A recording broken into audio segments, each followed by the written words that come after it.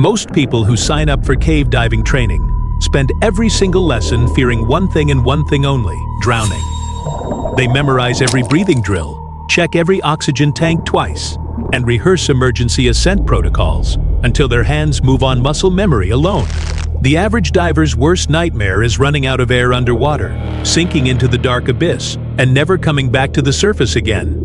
But the cold, brutal truth that cave rescue experts never tell new divers until it is almost too late is this: drowning is not the worst way to die in an underground cave. The real hell does not exist in the black water below your body.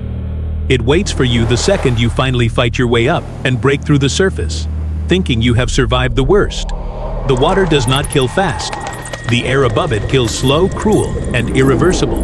One wrong move underwater robs you of your sight. One desperate breath above water robs you of your lungs, your strength, and every last chance you have of making it out alive. This is not a fictional survival game. This is the exact sequence that has ended dozens of real lives in remote cave systems all over the world. Beneath 100 feet of solid rock and dark, still water, you are currently trapped in an unmarked remote cave system far from any tourist trail or rescue team. The water around you is clear enough to see your own gloved hands only 5 minutes ago. Every wall, every rock formation, every exit tunnel was visible and easy to navigate. A small, careless kick of your fin changes everything in less than a single second. The soft riverbed sediment that has sat undisturbed for decades billows upward in a thick, choking cloud of brown and black silt. Visibility does not drop gradually. It vanishes completely. One moment you have sight, the next you are surrounded by absolute pitch-black nothingness, with zero sense of direction, zero visual reference, and zero way to tell which way is up, down, left or right. This exact catastrophic event is called a silt-out, and it is the #1 killer of recreational cave divers across the globe. No amount of training can prepare your brain for the instant panic that hits when the world around you turns to blind darkness. Your oxygen gauge ticks down faster now, not because you are breathing harder from fear, but because human survival instinct forces the lungs to suck in more air with every single panicked heartbeat. Back in 1986, this exact nightmare played out in Royal Springs Cave in Florida, and it cost a young man his life for no reason other than bad luck and momentary confusion. 28-year-old James Morgan was an experienced cave diver with hundreds of safe dives under his belt. A single accidental fin kick stirred up the same silt cloud you are trapped in right now. Blindness hit him instantly. Panic took over his body immediately. He began swimming blindly through the dark cave tunnels, disoriented, guessing at every turn, wasting precious oxygen with every desperate stroke. Rescue teams recovered his body hours later. The most horrifying detail of this real case is not that he drowned. It is that his final resting place was only 15 feet away from the open, safe exit to the surface. He died drowning in the dark, unaware freedom was just a few strokes away. Right now, your oxygen supply sits at just 10 minutes remaining. The silt never settles fast in deep cave water. The darkness will not clear, no rescue is coming. No guide can find you. Your body is already losing vertical orientation. The only path your hands can feel is a narrow vertical channel leading straight upward toward faint, unknown air. Every survival instinct in your body screams at you to move. Every logical thought tells you staying still underwater means certain death. If you in absolute total darkness with only 10 minutes of oxygen left, would you stay still underwater waiting for certain death, or blindly swim upward into the unknown? Your arms push upward hard, your lungs burning with every kick, and you break through the water's surface at last. The second your head clears the waves, relief tries to flood your chest. Every natural human reaction tells you that air equals safety, that breaking the surface means the worst is over. That false hope dies the moment you take your first full breath above water. The air hitting your throat is thick, heavy, and saturated with a sharp burning stench that sears your nasal passages the second it touches your skin. This is not fresh air. This is toxic stagnant cave air, thick with ammonia, rot, and biological decay. You look around through dim headlamp light and realize the horror you have escaped underwater is nothing compared to the nightmare you have entered above the surface. You are in a completely enclosed, unmapped air pocket hidden deep inside the cave system. The water level here reaches your waist, thick and viscous. Not clear water anymore, but a murky guano soup mixed with decaying organic waste, dead insects, and centuries of bat droppings floating on the surface.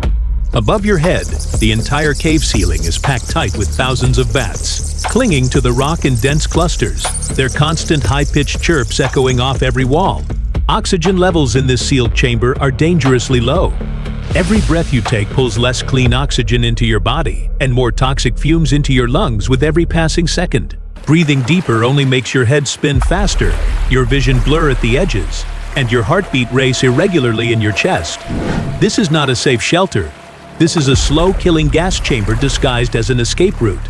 Real death records prove how deadly bat guano caves truly are. Deep beneath Chakra Mountain in Cambodia, local guano collectors venture into underground cave chambers every year to harvest bat droppings for fertilizer.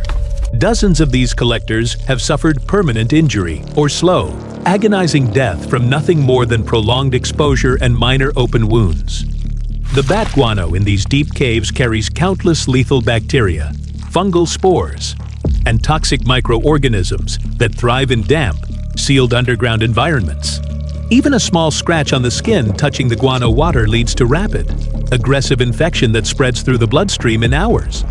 No antibiotics, no quick treatment, no rescue medics can reach you down here. The infection starts internally before you even feel external pain. Right now, your choices are narrowed down to two deadly options only. Behind you lies the silt-filled underwater darkness that almost killed you minutes ago. A water grave with zero visibility and dwindling oxygen. In front of you lies this toxic guano gas chamber, thin, breathable air, and water full of lethal bacteria waiting to infect any cut on your body. There is no third option. There is no safe middle ground. One side is a dark underwater tomb with no visibility. The other is a suffocating toxic gas chamber full of lethal bacteria. Which one do you choose? You step forward into the waist-deep guano soup, choosing to face the toxic air over the certain death of the underwater dark. Every step you take through the thick, murky water sends cold ripples spreading outward across the surface. The mud and waste squelch under your dive boots, every movement slow and heavy, your body already growing weak from the toxic air seeping into your lungs. Your headlamp scans the water ahead, but the murky guano mix blocks all visibility below the surface. You cannot see what lies beneath your legs, what creatures hide in the dark, stagnant water waiting for warm-blooded prey to wander into their territory. A split second later, a massive ice-cold texture brushes hard against the back of your thigh through your thin dive suit. It is not a rock, it is not driftwood. It is living muscle, thick, powerful, and coiled tight with predatory tension. A 12-foot wild reticulated python has made this toxic guano cave its permanent hunting ground. These giant snakes thrive in dark, damp underground caves, feeding on bats, small animals, and any large living thing that strays into their hidden territory. This is not the first time a massive python has ambushed a human in a bat guano-filled cave. Back in 2007, National Geographic reptile expert Dr. Brady Barr experienced this exact horror deep inside a remote Indonesian cave. Dr. Barr was wading through waist-deep guano water, researching wild reptile populations, when a large reticulated python struck without any warning. The snake's sharp, backward-curving fangs pierced straight through his protective clothing and deep into the muscle of his thigh in a single strike. He faced 2 simultaneous death sentences that day: severe blood loss from the deep bite wound, and deadly bacterial infection from the contaminated guano water flooding into his open flesh. His real-life survival battle lasted hours, and he barely escaped with permanent scar tissue and long-term internal infection damage. The exact same attack is happening to you right now. The python's hooked, backward-facing teeth sink instantly through your thin dive suit, piercing deep into your leg muscle, locking into your flesh with a brutal grip designed to never let go. These snake teeth are shaped like barbs. Every time you twist, jerk, or struggle, the teeth dig deeper into your tissue, tearing more muscle, opening larger wounds, and making escape infinitely harder.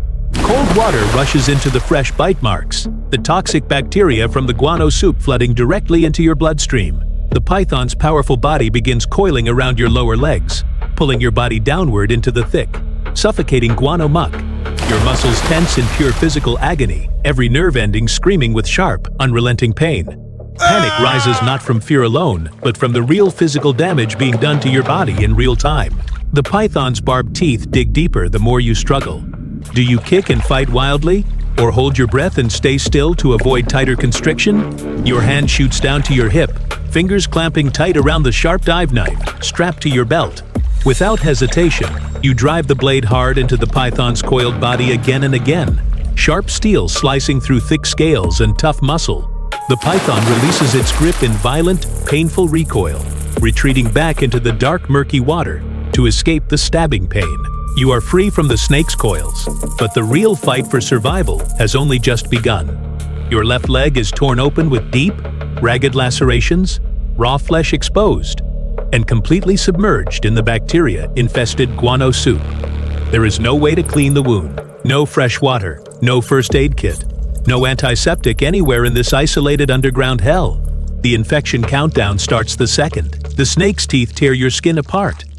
Within minutes, your core temperature begins to rise rapidly. A heavy, feverish heat spreads through your chest and abdomen, your heartbeat turning fast and shallow as toxic bacteria multiply inside your bloodstream. Dizziness hits harder now, the toxic cave air combining with early-stage infection to sap every last ounce of your strength. Standing in the waist-deep water any longer means certain fatal blood poisoning. You drag your bleeding, throbbing leg through the thick muck, every step a sharp burst of stabbing pain, until you pull yourself up onto a narrow, dry rock shelf protruding from the cave wall. Your body collapses onto the cold stone surface, gasping for thin, toxic air, your leg throbbing with relentless agony. As your headlamp sweeps the rock wall ahead, one single faint detail catches your eye. A narrow, S-shaped fissure cut straight into the solid rock, only 9 inches or 22 centimeters high at its smallest point. A faint stream of fresh, moving air blows out from deep inside the crack, cool and clean compared to the toxic guano air surrounding you. This is not a mapped passage. It is not a safe cave tunnel. It is barely a crack in the stone, but it is the only source of fresh air, the only path leading out of this deadly cave chamber, the only possible escape you have left. Every other direction leads back to either the silt underwater death trap or the python-infested toxic guano water. Survival now depends on one impossible move, squeezing your entire body through this tiny, twisting, S-shaped rock fissure. Every heavy piece of diving gear, every oxygen tank, every heavy belt and metal tool gets stripped off immediately and left behind on the rock shelf. Extra weight is a death sentence in a tiny squeeze passage. You need every single inch of space your body can get to fit through the 22-centimeter S-bend crack. You drop to your hands and knees, head first into the cold stone fissure, pushing your upper body into the narrow, twisting rock channel. The rock presses tight against your shoulders, your back, your chest, the second you move past the entrance. The stone is hard, unyielding, and completely unforgiving. There is no give in the rock, no room to adjust your position, no space to back up easily. This exact deadly caving mistake trapped a man for 18 endless hours back in 2022 inside Mystic Cave in South Dakota. 39-year-old Mark Jennings removed all his gear to squeeze through the exact same size, 22-centimeter S-shaped rock passage, convinced it was his only way out. Once he got halfway through the curve, his torso locked tight between 2 solid rock walls. He was completely stuck, unable to move forward an inch, unable to pull backward free. For 18 hours, he lay trapped in the cold dark, in unbearable pain, waiting for rescue that took far too long to arrive. You are now trapped in the exact same position, stuck dead in the center of the S-curve fissure. Your sternum is crushed between 2 jagged, cold limestone rocks. The pressure squeezing your chest tight with every heartbeat. Breathing deeply becomes impossible. Every small inhale sends sharp, crushing pain through your ribs and chest. Behind you, faint splashing sounds echo from the guano water. The reticulated python has tracked your blood scent, sliding slowly toward the fissure entrance, following your trail straight to your trapped body. The snake is coming for you, slow and unstoppable. In front of you, the only way out requires pushing forward through the tightest part of the S-bend.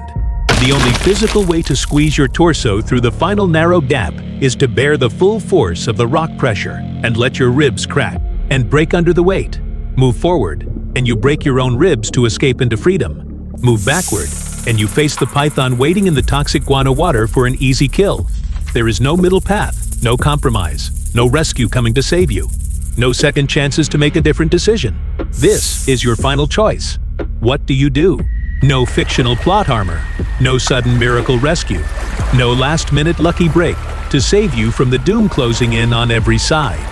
Every danger you have faced, from the Silt-Out blindness, toxic guano gas, python ambush, to body-crushing rock trap, is not a scripted show, but a deadly reality that has claimed real human lives in the wild, dark caves of the world. Down here in the underground abyss, courage is not about being fearless. It is about making a brutal choice when every single option leads to pain and suffering. The dark does not care if you are strong, experienced, or lucky. The cave does not show mercy to anyone who makes a single wrong move. Every step you took in this POV journey brought you closer to this irreversible dead end. And now your fate hangs entirely on the call you make right this second. The footsteps behind the door are getting louder. You have 10 seconds of oxygen left. What is your move? Drop your choice in the comments, and let us see how many of you make it out alive.